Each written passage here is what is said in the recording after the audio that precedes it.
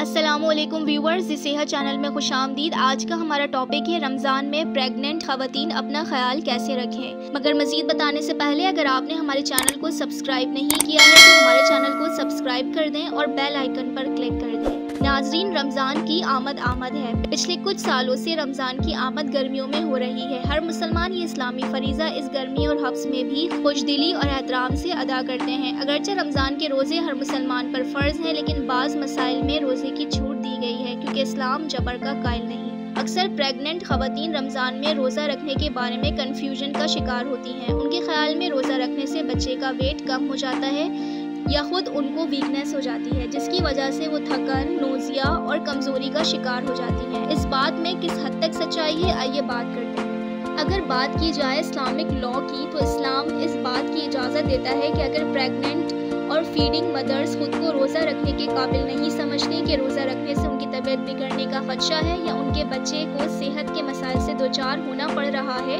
تو ان کو اجازت ہے کہ وہ روزہ چھوڑ دیں۔ خود کے ساتھ صرف اس لیے زبردستی نہ کریں کہ روزہ لازمی جز ہے۔ اگر آپ پریگنینسی کے ساتھ رمضان میں روزہ رکھ رہی ہیں تو یہ آپ کا اپنا فیصلہ ہے، لیکن اس کے باوجود روزہ رکھنے سے پہلے اپنے ڈاکٹر سے مشورہ ضرور کریں اور مکمل چیک اپ کروائیں تاکہ ممکنہ پریشانی سے بچا جا سکے، کیونکہ گزشتہ سال کی طرح یہ رمضان بھی گرمی اور لمبے دنوں میں گزرنے والا ہے۔ اس لیے اگر آپ رمضان کے روزے رکھنا چاہتی ہیں تو اپنی صحت اور بچے کا بہت زیادہ خیال رکھیں۔ اگر سائنس اور ماہرین کی بات کی جائے تو وہ روزوں کو پریگننٹ خواتین کے لیے محفوظ نہیں سمجھتے، کیونکہ ان کے خیال میں روزہ رکھنے سے خواتین اور ان کے ہونے والے بچے کا ویٹ کم ہو سکتا ہے۔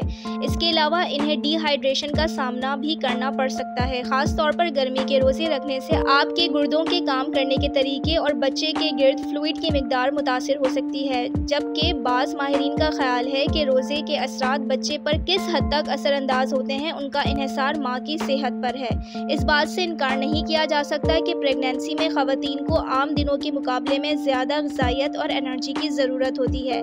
ایسی حالت میں جب روزہ رکھا جائے تو عام دنوں کے مقابلے میں انہیں زیادہ وائٹامنز اور منرلز کی ضرورت ہوتی ہے۔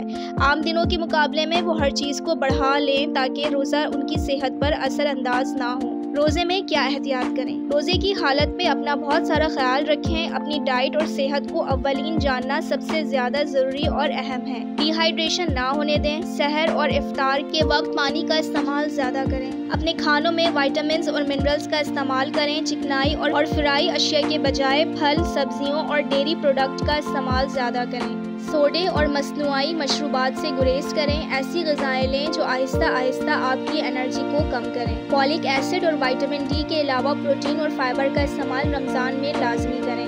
دوران پریگنینسی اگر آپ high blood pressure, sugar, kidney problem اور دل کے امراض میں مبتلا ہیں تو روزہ رکھنے سے گریز کریں۔ روزے کی حالت میں ایسی ایکٹیویٹی نہ کریں جو آپ کو تھکن کا احساس دے۔